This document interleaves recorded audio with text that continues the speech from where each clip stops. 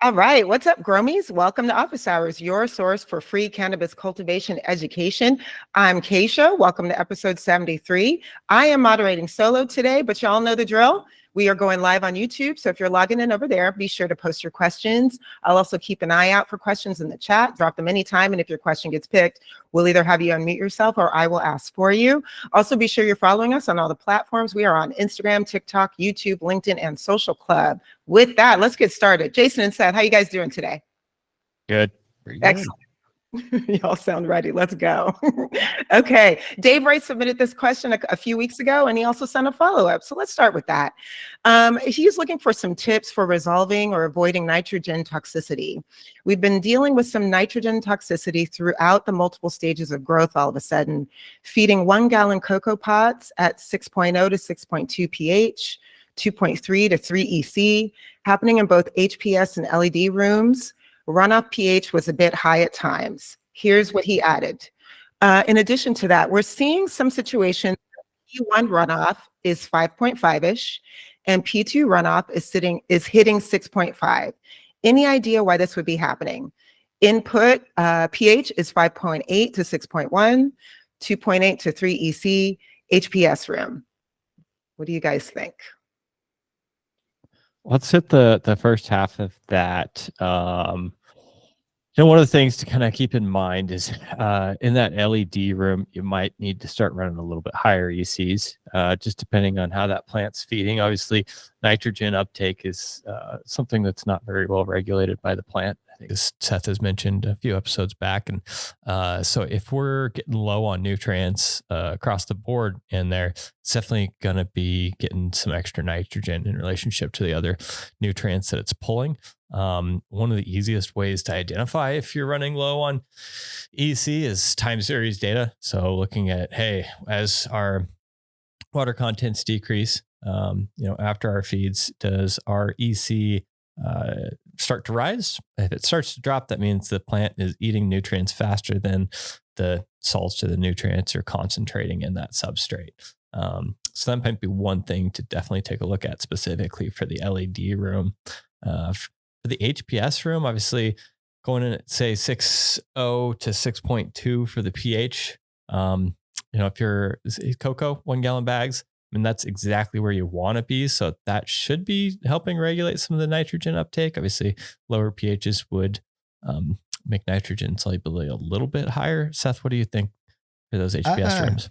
Well, I mean, big thing that keys me in is kind of the pH that you're feeding in at, and then looking at what kind of media you have and possible amendments it has. If we're above a 6.0 generally in the root zone, we're going to see really unrestricted nitrogen uptake. Actually, that's part of why we want to be down below a 6.0. If we look at that plant nutrient availability, we're actually able to restrict nitrogen a little bit by lowering that pH. And then as Jason said, low EC conditions. So building up that osmotic pressure allows us to kind of regulate a little bit what the plant's bringing in. So if it's harder for the plant to pick up pretty much anything, then obviously nitrogen is going to be difficult too. And then, for your particular situation, we talk about it here a lot. Sometimes being able to run a nutrient program that allows you to pull back on the nitrogen a little bit can be beneficial, but it's really hard to correlate a lot of these things without a root zone EC measurement. So regardless of your feed EC, we always want to see what EC we're seeing in the root zone. Just as Jason said, if our baseline's low and then it's eating everything we're putting in, that's a different situation in relation to our pH than if we have a solid baseline built up and we're actually seeing that EC rise as the water dries out and we're watching that osmotic pressure build. So EC, pH, and then make sure you're watering adequately and resetting that nutrient balance if you have something like that going on, Wonderful. Thank you guys for that. And Dave Ray, good luck out there. Thanks for your patience. We were a little bit behind. We've had so many great questions. So appreciate your follow-up on that. Keep us posted. All right. Mikey just posted a question here in the chat. Mikey, I'm going to read it. If you want to unmute yourself and add to it, please feel free. He's looking for ideal flower temps for LED rooms. At what VPD and at what length of time can we cause plant stress?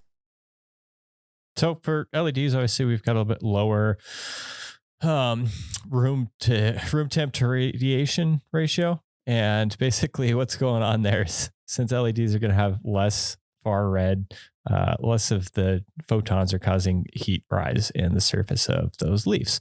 And so what usually we're looking at is anywhere from 80 degrees to 84 degrees for daytime temps starting off in flower.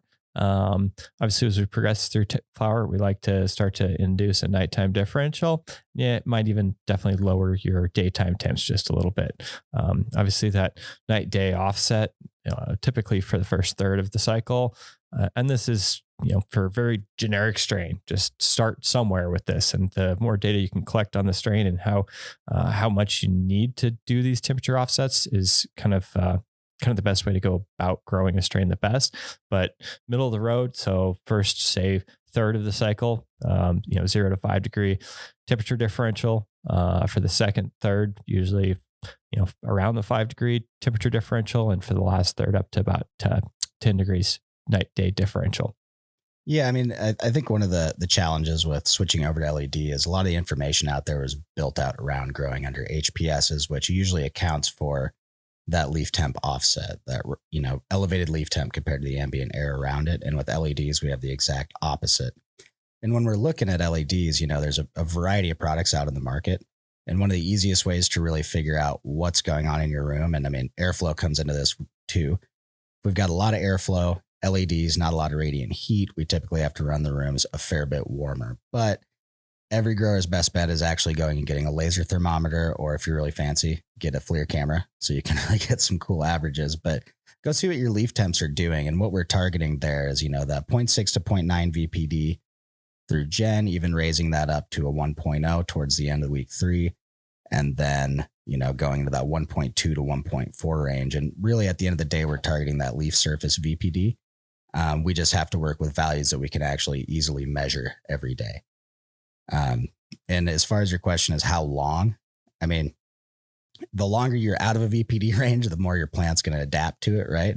But when it adapts to that not optimal VPD range, we're not going to see as good a production either. So, when we look at those VPD ranges, the smaller you can keep that dead band, and the narrower range you can keep your plants in day and night. So if we're saying 0.6 to 0.9, that's day and night. If we're saying 1.2 to 1.4, that's also day and night. So keeping it in that range both times is, crucial to achieving like max transpiration, which is what we're looking for, maximum productivity. Anytime you go outside of that dead band, that plant has to adapt to the conditions outside of it, whether it's low humidity or high humidity. And what the end result is loss of production time. So, I mean, there is no minimum or maximum amount of time you can be out of VPD range. But you're potentially leaving production on the table the more time you spend out of it. Yeah, just kind of, talked about some advanced ways to know what the ideal conditions are. Yeah, Seth mentioned thermal cameras. They're my absolute favorite way to start looking at leaf surface temperatures. Obviously, I put some pictures up here. I've done a couple of tutorials on YouTube on how important they can be. And simply just because, if I have a decent thermal camera, I can get it, a few thousand samples in one picture at an instant time. I can get kind of a scan across the whole canopy as far as how much sampling I'm catching. And, in different parts of the plant, you're going to see 5 to 10 degree temperature difference. If I accidentally use my laser thermometer and I hit a cola instead of a leaf, things going to be way hotter than a leaf. And it's going to give me a bad reading to make adjustments off of. The absolute sure way to get an idea of how you've optimized your environment is by looking at stomatal conductance. And so the stomatal conductance, we're always shooting for the highest stomatal conductance that we can get at a given CO2 level. And if you want to, make slight incremental changes into your environment, if you have the ability to take stomatal samples, then it's going to give you an idea whether you've improved the rate that plant can grow at or gone the wrong way. There's always going to be thresholds, right? And so if we go up too high in temperature, that plant's stomates are going to start to close up a little bit. Our transpiration rates are going to go down, and vice versa. If we decrease the temperature and humidity outside of the ideal range, those stomates are going to close up a little bit, and we're going to have just slightly less growth, depending on how far out of range that we're shooting for. And, Seth did bring up day and night VPDs. We're always stressing that daytime VPDs are much more important than daytime or nighttime, VPDs. Nighttime VPDs are important because we're trying to, one, keep that plant in a stable environment, two, avoid susceptibility for molds and mildews to grow. But really what's happening is without the photo period, without the lights on, the plant is transpiring significantly less. And so those VPD, that VPD range at night is going to be much wider because it's not affecting the rate of plant growth nearly as much as that VPD range during photo period on. Awesome, y'all. Thank you for that answer. Mikey, great question. Thank you for posting that. All right, we're going to keep it moving. We got a lot going on YouTube. First of all, some shout outs. Poppy Grows wrote in. Just want to say, love the chat. Watched a few older bids and just helped me so much with what I got going on right now. You guys are amazing. Love the show. We appreciate you, Poppy. Thank you. True Exotic and Clone wrote in. Love you guys. Thanks so much for all your help. I've learned so much from listening on car rides. That's right. We're amazing to take on a road trip. So thank you, True Exotic and Clone. All right, Jay dropped a question here. They want to know, in regards to far red supplementation towards the end of the flowering phase, how would you suggest adding the far red continuous staggered set times within 12, 12, etc.? Also, at what week in flower? What advice do you guys have for Jay? So, let's kind of just start out by breaking down the science of far red and how it affects the plant. So usually far red, we're looking at, in the range of 700 nanometers plus. I think specifically it's, defined as a slightly different range than that, but sure, for intensive purposes in this conversation, we're going to say, 700 or 740 plus nanometers of light wavelength. And basically what's happening is in those higher wavelengths, higher frequency wavelengths, that's where your chlorophyll B is reacting to the photons. And so the way the plant is processing that is going to be slightly different than full spectrum. Obviously, as we mentioned the other week, it's really about the levels of each type of light wavelength that's coming through rather than the balance of those. And so when we think about supplementing with far red, really what we're doing is starting to, tell that plant, hey, let's balance you to a even more generative type of hormone. And so what that's going to be doing is giving this plant a reproductive response, saying, hey, let's make as much reproductive growth as we possibly can. As from the millions of years of this plant growing, it's adapted to more far reds during fall time as the apex angle of the sun. Is that an apex angle? No. The angle that the rays are going through the atmosphere. They're exactly. going through more atmosphere. Got to go through more atmosphere. Shallower. And so those far reds are typically going to start to be more intense towards fall. And then that plant's been adapted to knowing that in the fall time, it needs to be as reproductive as possible. That's the evolution of the plant.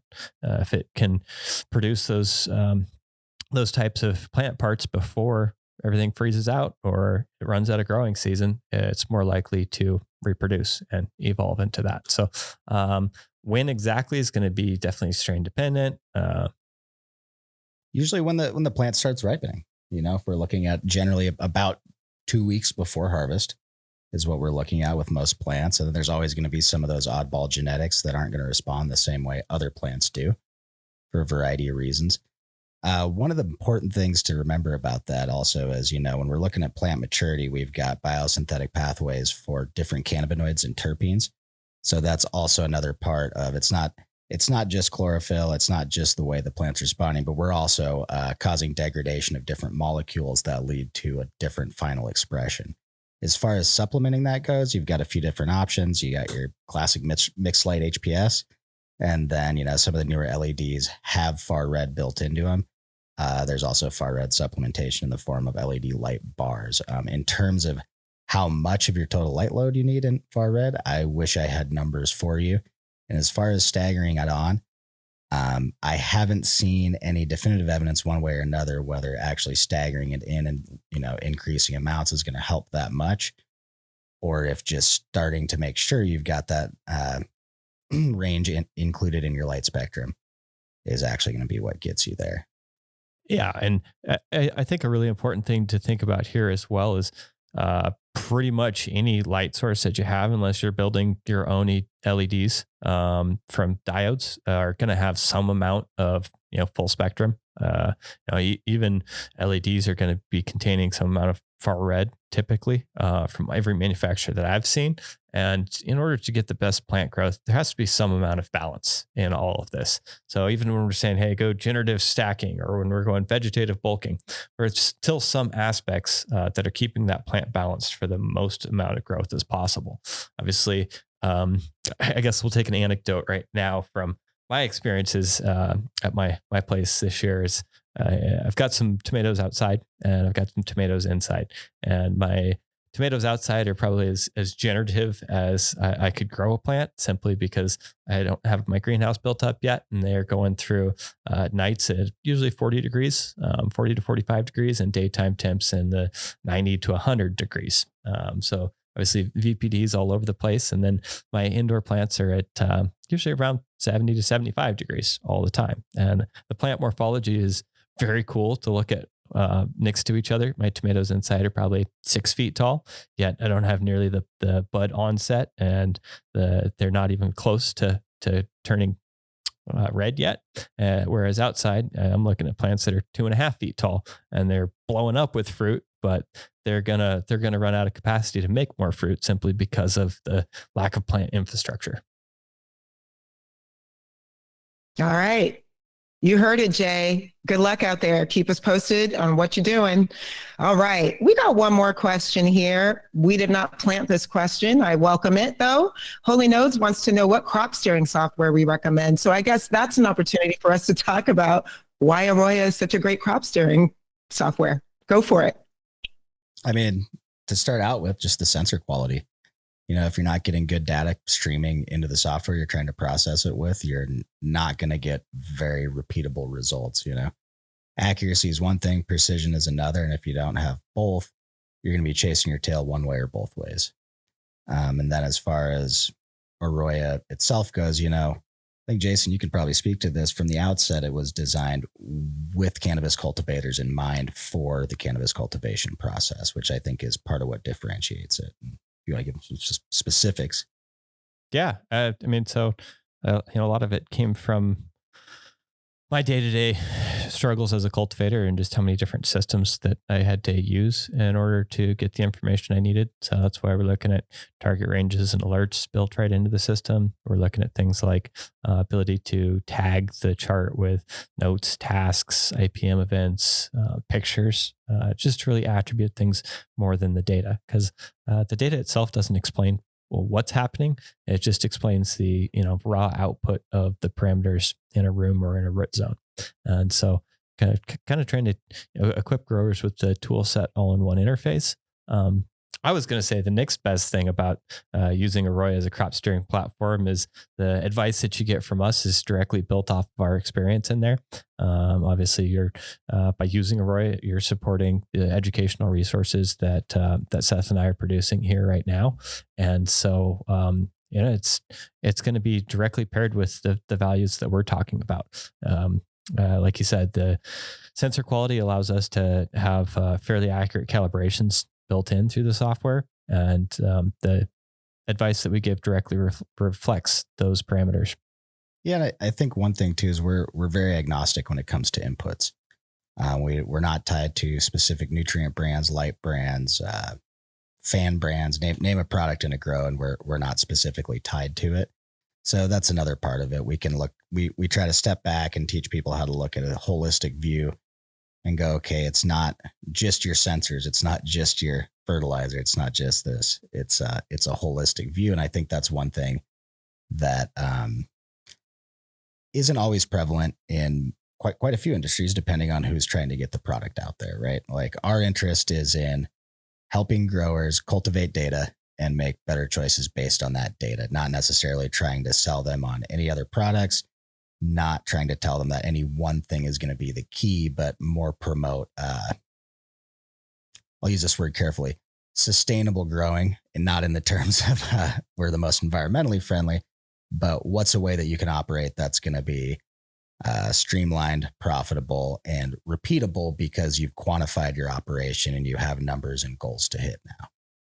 It's it's a balanced approach that we take as well because we kind of bring experience and science together into the recommendations that we make. It's not based of information out of a laboratory, and it's not based off of the grow in my basement from the 70s. It's just based on how do we help the tens of thousands of users that we have become more successful, and how do we get more of those users as successful as they possibly can be. And that comes with training. It comes with pairing up what does agriculture biology suggest is the right way to go. What do these results show? And they don't always match up. So it takes kind of a careful mitigation of outcomes.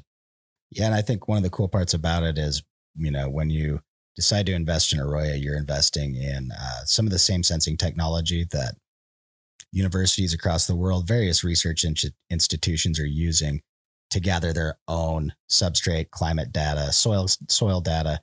So you're really getting access to data that's cutting edge.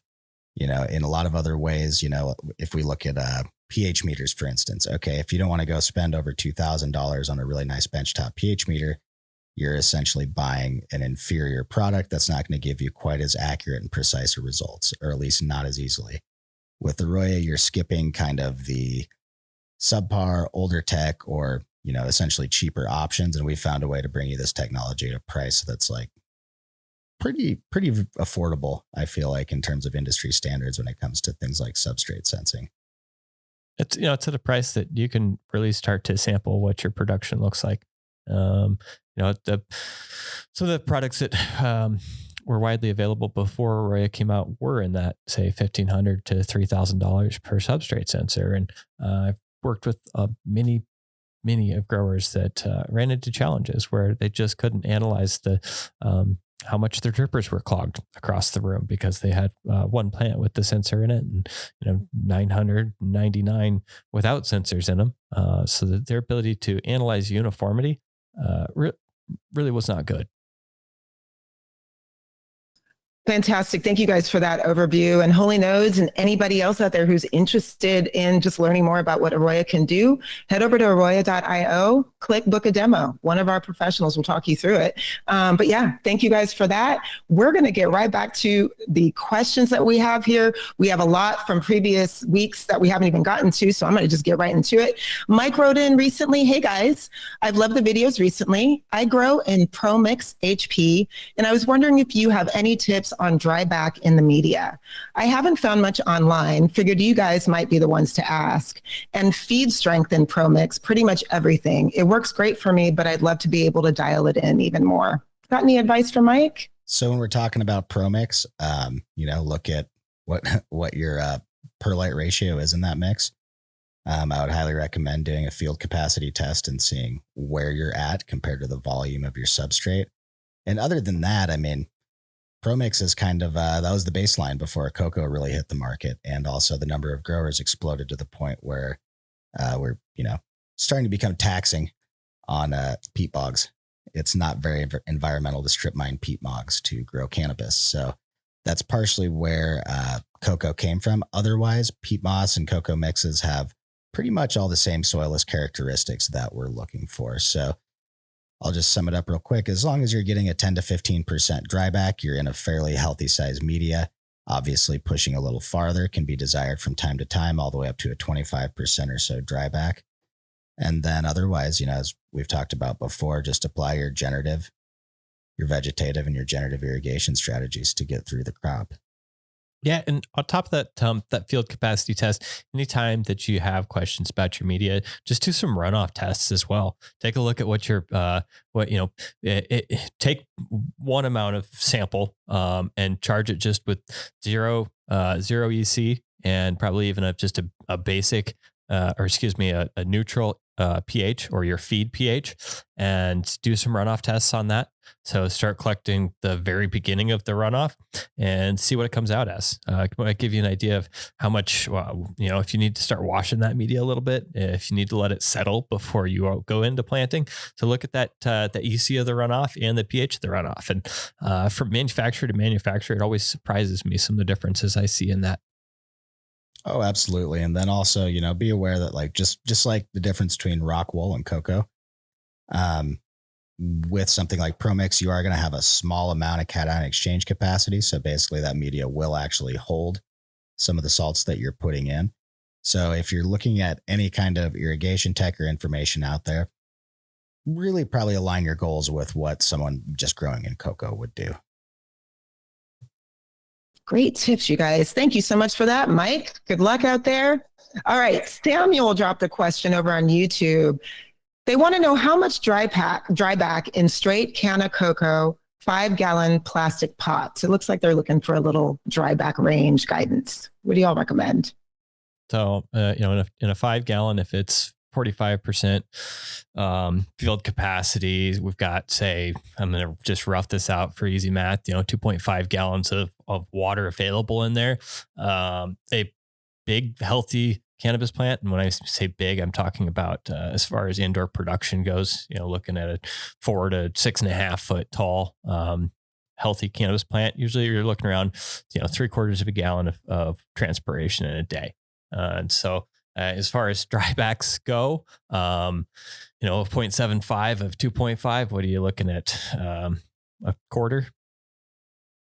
Yeah, I mean, the thing to look at there is unless you've got an excessively sized plant, you're not going to be able to steer it vegetatively very well at all. And that's kind of why we, not just us, but many cannabis cultivators out there have settled on a smaller pot size because it actually does give us the ability to water the plant every day, which helps us keep that root zone fresh, well oxygenated, and avoid any root rot issues. And then the other reason is because we can go ahead and bulk it. So if you're in a 5-gallon pot and you're running indoor sized plants, typically what you're going to see is you're going to run, a small watering once a day, or you might be watering every other day earlier on and progressing to maybe once a day later in the run, but you're going to be growing a smaller plant for your pot size compared to the fact that you could probably grow the same size plant, a 4 to 6.5 foot tall in a 1 to 2 gallon Coco. But inadvertently, you're going to be pushing shorter internode spacing, pretty sizable nugs, hopefully, and really, really good quality. So it depends on what your goals are. That's part of why for many, many years, a good old 3 to 5 gallon pot, hand watered once a day or once or every other day, brought people in their garages great results. If you're seeing a daily dryback of say 5% in a 5-gallon pot, you've probably got some pretty active plants.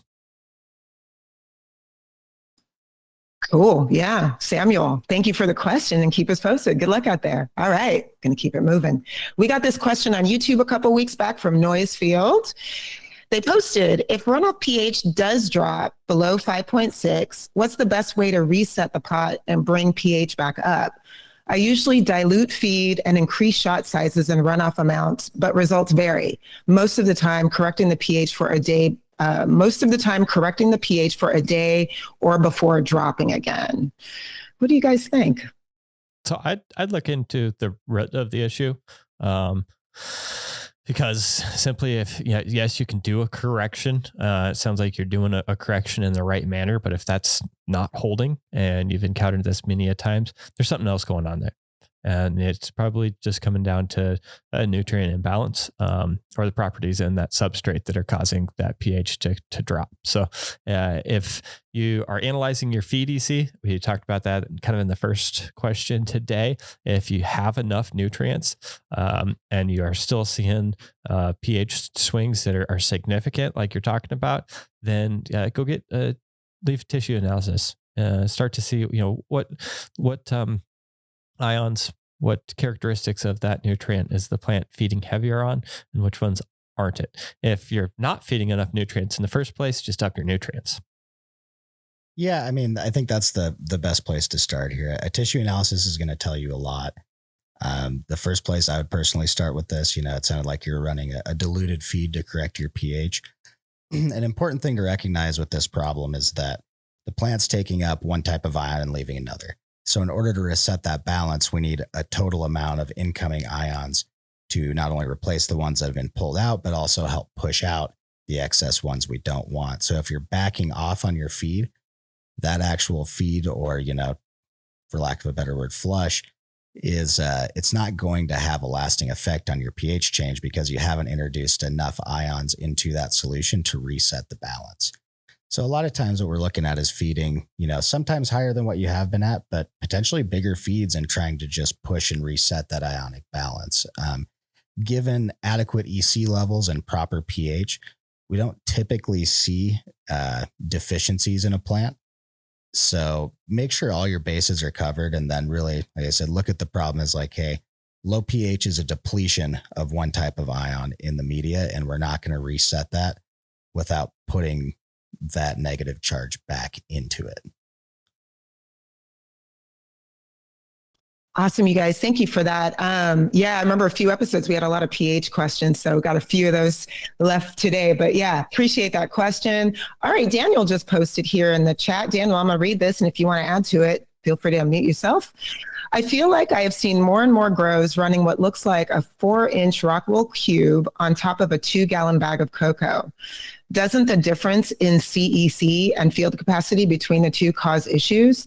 I messaged one grower who told me he does this because of faster veg in rockwool and better flower quality with cocoa.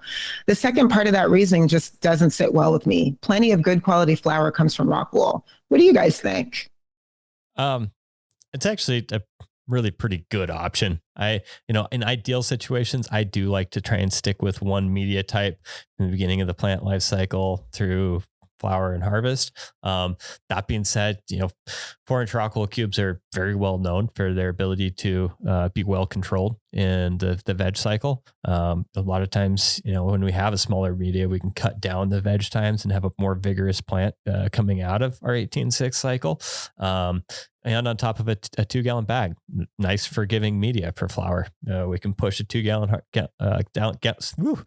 2-gallon bag pretty hard through the flower cycle. And so one of the things to think about there is, yes, as I mentioned, staying with one type is nice because of differences in CEC. Really, for me, it's just the hydraulic conductivity difference between the rockwool and the cocoa, and the fact that we just have, a single little boundary layer, typically where the plastic wrap on the rockwool ends, so at the bottom of it. The thing being, though, is if we do have nice explosive root growth out of that 4x3 or 4x4 rockwool cube, it's going to penetrate our 2-gallon cocoa bag fairly quickly, right? So we're thinking about a rooting in time of usually 5 days, 6 days, and what that means is by that time, this plant is already adjusted, and it's almost its entire existence of pulling nutrients is going to be from that 2-gallon bag.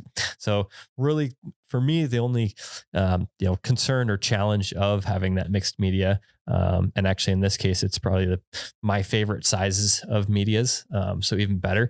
But my biggest challenge there is thinking about how do we make sure that rooting in process is going to be as effective as possible. And another thing to kind of think about there is, once these plants have rooted into the 2-gallon cocoa, there's not a lot of ins and hairs of those roots that are pulling water from that 4x cube. It's mostly just starting to get enveloped with root crown. And so, usually by say day 7, we're really just thinking about that plant as being in a 2-gallon cocoa bag. Yeah. I mean, you brought up an important point that I think, I don't know if we've talked about much on here. We could expand on it a little bit. When we're talking, most perennial plants like annual plants, like cannabis, we're having root growth expand every year freshly. We're not regrowing that. All of that water absorption is happening, within the last couple inches to the tip of the root, only where the root hairs form. So to Jason's point, yes, exactly. Like all of our water absorption is actually happening primarily down in that suspended water table.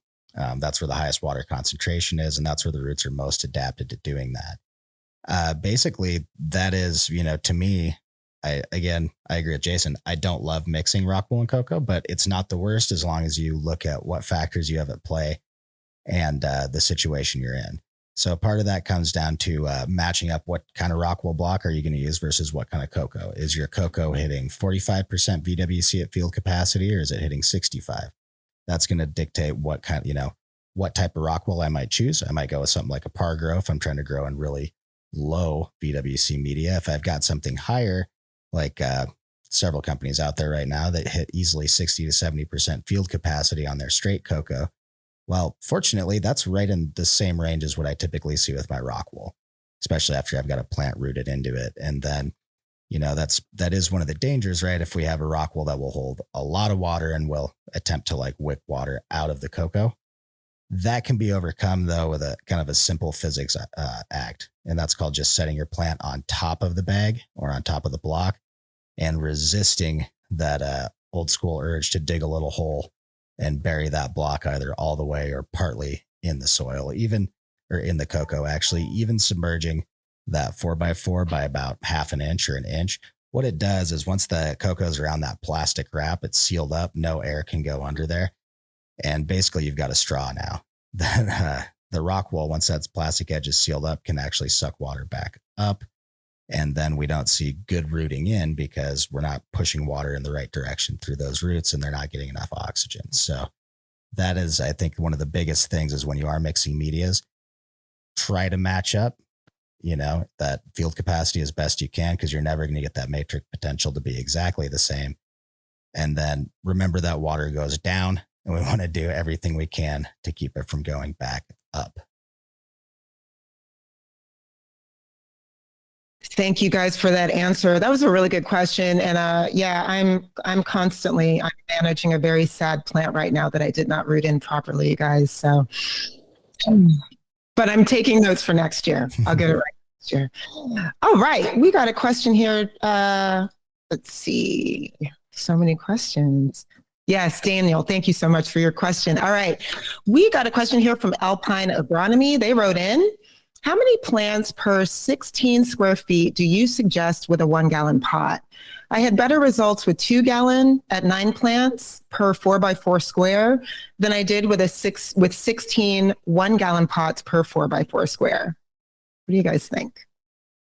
Typically 9 to 12 plants, depending on pot sizes, right? Where we find about the best mix of productivity, quality, because obviously the more packed in your plants are, the more your lower and inner canopy buds are going to suffer. And then also there's a labor turnover, right? Where if it is too intergrown and too thick, it actually takes way, way longer to go in there and de-leaf and defoliate and get any kind of plant work done. So what I've seen from growers going from 16 a light on most strains, if they go back to 12, a lot of times, especially if they start flipping them, really dial in that plant height, they see, either equivalent or slightly increased yields just from that change alone, but also a better ratio of that A to B nug, just because we're getting better light penetration and a more uniform and dense overall nug structure. Yeah, really just kind of comes down to canopy density. And that's some of that's going to have to do with lighting intensity, your point sources of light, and type of strain, how it grows. Absolutely. And that's something to remember, guys, that with cannabis genetics, there's enough variation. I mean, growing under HPS, I've seen strains that I can pack them in at 16 a light and they do just fine. Some of them do horrible. Some strains I'll de-leaf, pretty hard on that lollipop. Other strains I've grown over the years, I get kind of lazy on the defoliation, and luckily I still end up with some decent golf balls down in that lower canopy. So always remember, everything we say is this is the answer, except in some of these certain situations. So really, crop registration and keeping track of all your variables and then being able to analyze, like, was it the pot size or the plant density that seemed to have the bigger impact on this particular run, is kind of the key to dissecting that for different strains over time. Pot size matters. Awesome. Thank you guys for that. All right. I got a question here on YouTube from John. They wrote, struggling with keeping temps down in week 5 to 6 of flower, averaging about 81 during lights on and only down to 76 at night. Can this result in thinner buds than what's normally desired? Possibly. Some of the things that might be able to help you is just start, keep your irrigations leaned slightly more generative. If you can't do, some ripening aspects to that plant, and obviously start to think about what AC capacities that might help you improve those environments. Yeah, and a part of it too is as your temperature increases, always keep your VPD in mind. So our plant response to drought is, low water, which we should never hit in a controlled irrigation environment, and also high heat and high leaf surface temps. So as your temperature goes up, we want to get that humidity up to keep that VPD in range and keep that, millimeter or two around the leaf surface inside of a range where those stomata stay open and don't go into a drought response. A lot of times when we see like foxtailing, for instance, a big part of it is that humidity is dropped and that immediate area around the leaf surface now is super dry. So those stomata have closed up, and there's two things going on.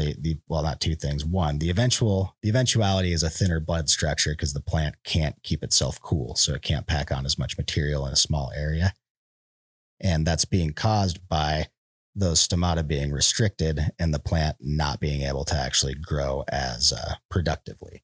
So if we have, classic, really overblown weed that's not doing very good, we will see, small, sometimes really tight nugs, sometimes really loose. But if you're running high temps, make sure you're keeping up with your humidity. And also maybe now you know where your next investment needs to be on your grow space, which sounds like AC. All right, John, let us know how that works for you. Thank you for your question. Just rounding out the hour, y'all. So if you have any questions, you're on with us live. Be sure to drop it in the chat. We'll do our best to get to them. We got a question in. Someone wrote, in rockwool, is there any benefit in feeding a kelp-based product? We omitted the name of this product, but they claim it will not clog drip emitters, which I find hard to believe. Any feedback would be much appreciated. Kelp-based products. Y'all used anything like that? I've played with them a little bit. Typically what we're looking at is like a little hormone booster for the plants. Is there validity to it? Slight. There's some scientific evidence to show that different compounds in kelp extracts can be very good, beneficial for plant growth. If you want to implement them, it says it won't clog drippers. I would really look at what that looks like. Does it come out in a clear liquid with the viscosity of water?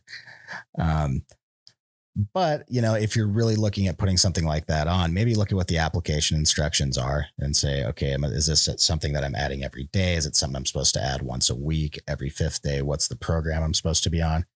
And if you really want to, try it, or maybe look at hand supplementing it throughout the room and then, log some of the morphology changes you might see in the plant. But really, when it comes to those supplements, excuse me, we want to eliminate variables as much as possible so if that's what actually made the difference. Yeah, and the suggestion that I would have is definitely try hand applying it first, because then if you don't see a benefit, it's no cost to stop using it. Whereas if you use it in your lines and it does clog your systems, you're going to be out some investment. I mean, flashbacks to compost teas, Jason. I like hand applying compost teas. Yeah, just don't ever let anyone brew them in your res. I'll brew them in your res. Please don't. We have someone on Hangouts here that had a question. Yeah. EG, did you have a question? Not sure if they're still here, but you're welcome to type your question in the chat. We can talk about it. Can you hear me? Yeah, there you are. Hey there. I just wanted to get your guys' opinion about surface leaf temperatures. And we're running CO2 around 1400 and got about 1000 to 1100 par on the plants. And just wanted to understand what your take was on the relationship of the environment and the surface leaf temperatures, where they should be. What the differentiation should be between those two temperatures. So, really what's going to come down between environmental temperature and leaf surface temp is one, how much airflow is going on. As these plants are transpiring, the evaporative cooling of the water vapor coming off the surface of the plant is usually going to keep them slightly lower than air temps.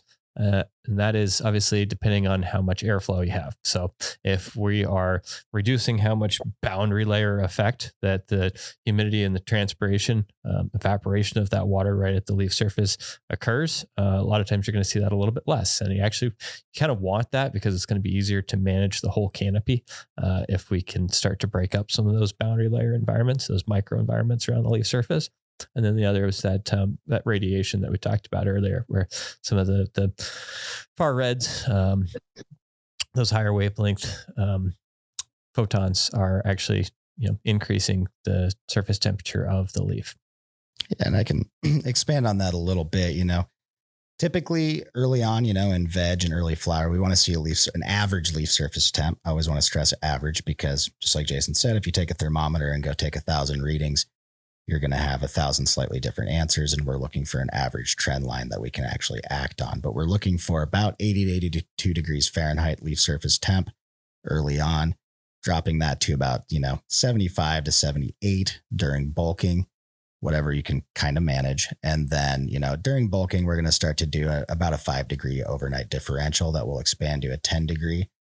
And, this is something I don't think we brought up on here, but that is one of the reasons we see, or a lot of people will typically say they see, better results in terms of color and maturation with an HPS.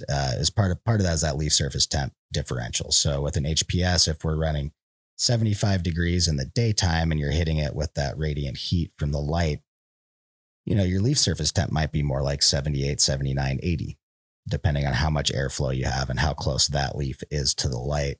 Well, once the lights go off, our plant's slowly moving back towards ambient room temp. And if that ambient room temp went from 75 to 65, now we've got a 15-degree differential or 12 or 13 on that HPS plant versus, if we were running at 77 in the daytime and our leaf surface was 73 on that LED plant. Now, if we drop that nighttime temp to 65 in the room, now the plant's only got a 7-degree diff or 8-degree diff rather than a 10 to 15 degree diff. So really, everything we do, and I think we've talked about this a little bit on here, is really catering to that few millimeters around the leaf. That leaf surface temperature and leaf surface VPD are really what we're catering our entire environment to. Yeah, when I measure my leaf surface temperature, I'm getting lower than my ambient temperature. And then of course, when I get into higher temperature, like if I'm running 80, I'm maybe getting 76 on the leaf surface. And then, but as I get into 82 degrees, then the differential, it becomes almost nil. And, at that point I start backing off. I feel like I should be backing off, but I don't know. Should there be a reduction or not in the leaf temperature as opposed to the ambient temperature? Typically, I see it in healthy plants, and kind of what you said about when you get up to 82 in your room. I would guess that the transpiration rate of those plants is decreasing, and that's why you're seeing that leaf surface temperature catch up with the ambient temperature. So I think you're doing the right thing by backing off and not pushing quite that hard. Mm-hmm. Gotcha. Okay, great. Thanks so much for that. EG, thanks for the question. I don't think we've seen you before, so nice to have you on the show. Oh, right on. Yeah, thank you. Fantastic. All right. Yeah. Moving on to YouTube. Questions keep on coming. Tyler dropped a comment. They wrote 2 weeks veg, 8-week flower, prune week 3, leaving 12 to 18 inches per cola, defoliate 5 to 10 leaves covering bud sites week 4, final defoliation strip week 7, sufficient plant maintenance regimen. What do you guys think? How does it sound to you? To me, it sounds like it might be slightly excessive. They might be able to get away with putting just a little bit less labor into that. However, it's nice to hear it scheduled out like a good SOP. I personally probably lean on the side of the little bit lazier type of defoliation, just because it's there's other ways to help manage plant growth as well that are a little bit less labor intensive. That being said, it's hard to argue that a proper amount of defoliation is key for the quality of bud that you're growing. Yeah, there's I guess a few different ways to go about it. Like everyone says, there's 1,000 ways to skin a cat. To defoliate a plant. To defoliate, there's 1,000 different ways you could do it. Doesn't mean they're all right, though. That's where I was going with that. But yeah, usually going, Jason said, typically a little more conservatively, setting your plant structure early on. So sometimes when I hear that people don't do anything until week 3, sometimes you can set yourself up for a little better success, especially if you've grown these same strains several times and you're used to how the kind of structure they tend to form. You can get away with like a day 1 or 2, kind of lollipop up or right before you bring them in. And then you can kind of save some labor on that end of stretch defoliation. Typically, I like to do coming out of veg, end of week 3 or whenever the end of stretch is done. And I'll do one more cleanup, typically, around week 7. And in there, be good. If you start ripping leaves too close to harvest, you're going to start encouraging mold just because you've got wounded plants going into your dry room. So that's something you want to look out for. And then if you are in that case where you feel like you need to strip every single leaf from the plant to be able to dry your weed, you might need to upgrade your dry room. Ideally, we want to have, a healthy plant going in. And then the other thing too, always it's a balance when you're defoliating, those leaves are the reason we talk about leaf surface temp and not bud temp is the leaves are what are actually transpiring and photosynthesizing. So overstripping your plants is going to diminish the yield probably more than improper irrigation technique. Unless, of course, you kill the plant, but you can do that either way too. Great tips. Thank you so much, Tyler. Appreciate your post there. Thank you for sharing your data. Good luck. All right, returning back to some previously submitted questions. Hey, wrote in about pH. If you are seeing lower of the acceptable pH range, say 5.4 into 5.3, is it normal practice to increase your pH feeds to say 6.0 to 6.1, knowing that the medium will be lowering the pH soon, or would there be a different approach? This is pretty similar to what I think one of our first questions in this episode was, and that is just, what are the appropriate steps for correcting a pH that's slightly off? My first question is what do our EC charts look like? If we really can't make a good decision until we understand whether there's enough nutrients in there to keep that composition, that nutrient composition balanced. Obviously, if there's not enough nutrients, there's really nothing else that we can do that's going to end up in even really just a short-term solution. Obviously, you're always going to have long-term issues.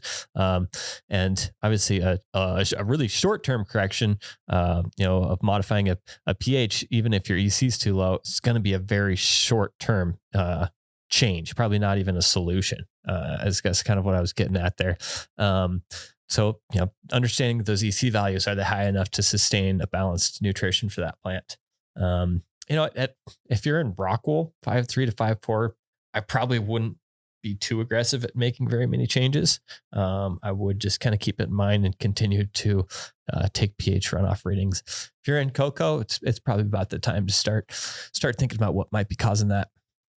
Yeah, without those EC readings, it's really tough to say. And one really important thing to remember when we're looking at these pH swings is, as non-intuitive as it seems, the bigger salt load you have, if you've got 10, and this is outrageous, right? Obviously, but if we had 10,000 ppm of salt in solution and the plant took out 1,500, that's much less impactful than if we had 3,000 ppm of total salt in solution and we removed 1,500 of it. That's going to have a much bigger effect on that pH in the nutrient solution than it would at a higher EC. So although it seems non-intuitive to feed more and more aggressively with more nutrients, if you're at a high EC, we want to look back over time and say, okay, more than likely, what are we looking at? Was it a bad input? Do we have an imbalance because of what the plant's eating? Let's say we've been stacking too much and not pushing runoff appropriately. So we've just slowly edged that pH down over time. Or is it a sudden change? Is it a problem with our input? So you really want to identify just like Jason said, what is really causing it? And that's going to, lead you to the appropriate steps to fix it. So step one, if you don't already have it, I would find a way to monitor that root zone EC. With something like the T12, water content is really awesome, but the ability to see that EC in time series with a reasonable amount of accuracy is huge. And it's, I guess we don't always try to sell Arroya, but we've been doing it a lot on this episode, but not a lot of sensors. I get those questions all the time. How high does this sensor read? Well, up to 30, we shouldn't see anything going above 30 in a healthy plant growing system. So you can really make a lot of good choices once you have the numbers. Yeah. And I think, kind of the way I like to think about it is I would rather be slightly overfeeding than slightly underfeeding.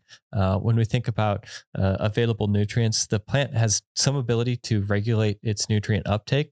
And so if there are, elements of each kind that the plant is pulling up, macro and micro nutrition, then if we have just slightly too much, that plant's going to regulate how much it uptakes and it's going to stay balanced.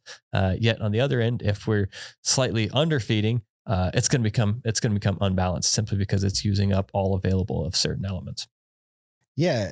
I guess a good way I like to put it is, I don't know, a decade ago when I started looking into growing in my own closet and stuff and found out about growing in Coco coir versus peat moss, which is something I was familiar with from other industries.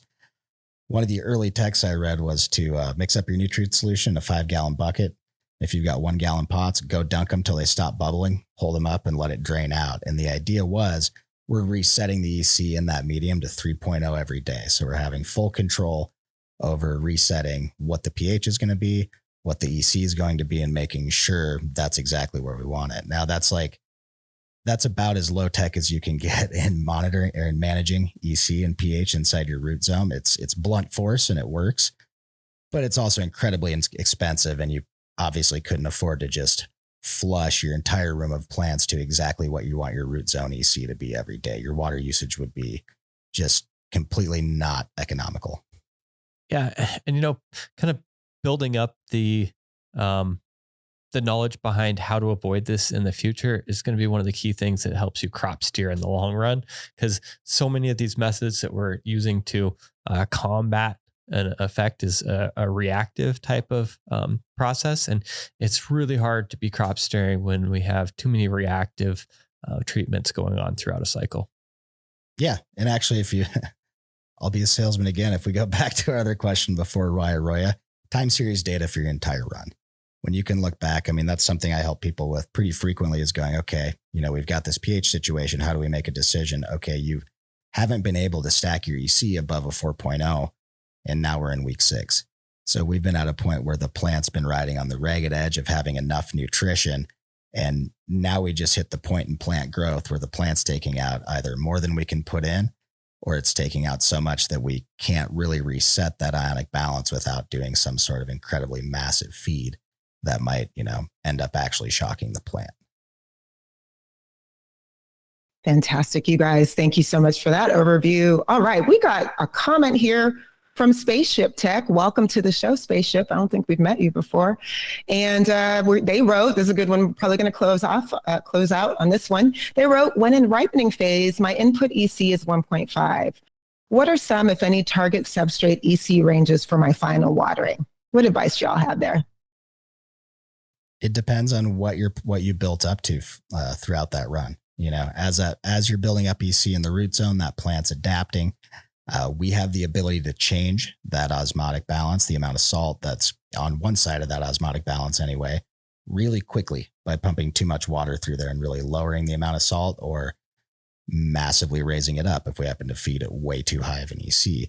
So when you're riding out, your last weeks of ripening, really targeting when those plants stop feeding to try to figure out when you want to taper off your EC. That's part of why we look at, certain nutrient programs that'll say, hey, run a 3.0 all the way through. Well, part of that is because if your plant is actually ripening on its own determinate timeline, it will eventually slow down and mostly stop feeding. And at that point, most of what you're pumping into it is going down the drain, right?